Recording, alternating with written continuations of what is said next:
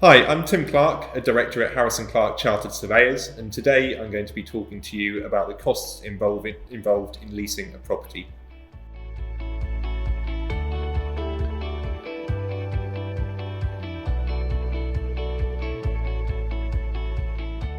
In addition to paying the rent, there are a range of other costs involved in leasing a commercial property. I will explain in this video what types of costs to expect and at what stage of your lease these will be incurred.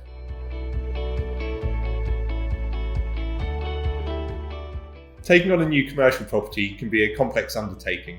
As with any business dealing, it's crucial to complete good practice due diligence, as this will give you an opportunity to minimise costs and risk associated with leasing a property.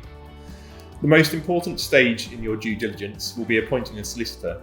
They will ensure that the lease proposed by the landlord does not contain any unusual or unnecessary onerous lease clauses. Although you might think that a property looks to be in good condition, you should ask a surveyor to inspect the property on your behalf to identify its overall condition and suitability for your requirements. Your solicitor won't visit the property, and it's crucial that you obtain the advice of a qualified and competent surveyor. Your surveyor can help you mitigate risks that might occur throughout the term of the lease and at the end of the lease. Dependent on the condition of the property, your surveyor might also prepare a photographic schedule of condition to protect you from lease end dilapidations claims. We have made a separate video to address this issue. If you have any existing premises, you will also need to budget for costs incurred in removals.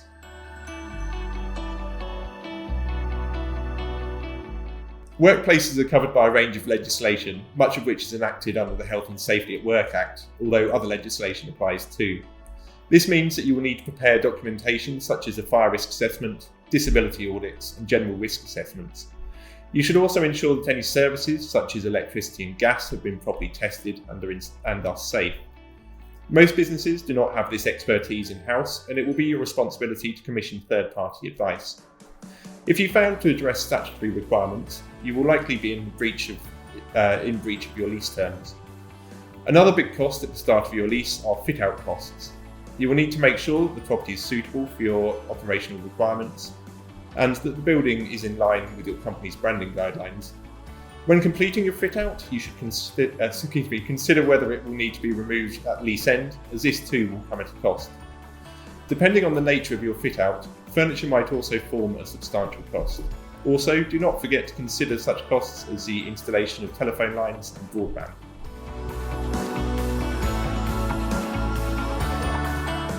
You will likely become responsible for much of the maintenance of the property, though the exact extent of maintenance responsibility will be outlined in your lease.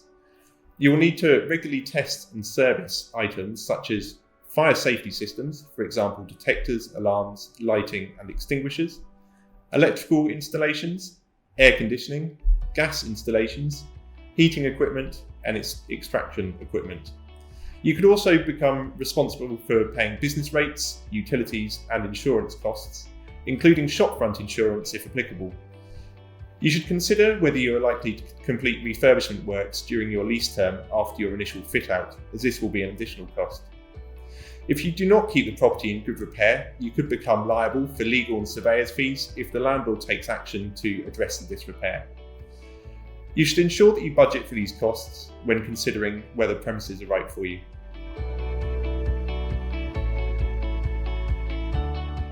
When a lease comes to an end, particularly if you are not handing back the property on the final contractual day of the lease, you might incur some solicitor's costs. For example, to ensure that any notices to terminate the lease are compliant with legislation and the lease requirements. This is particularly important if enacting a break clause. If you have not kept the property in the condition required by the lease, you will likely be liable for surveyors and solicitors' fees to prepare and serve a schedule of dilapidations. You will also be required to pay for work required to remedy any disrepair. Lease end dilapidations costs commonly run into tens or even hundreds of thousands of pounds. This is why it's important to engage a surveyor at lease commencement, as they can help you to significantly reduce your exposure to such lease end costs. For longer leases, you might also need to lodge paperwork with Land Registry, which will attract a small fee.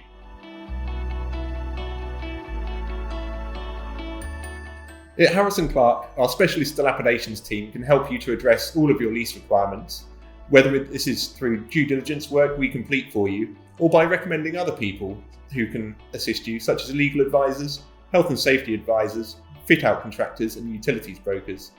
Our surveyors can be reached on 02381 550051 and they look forward to speaking with you.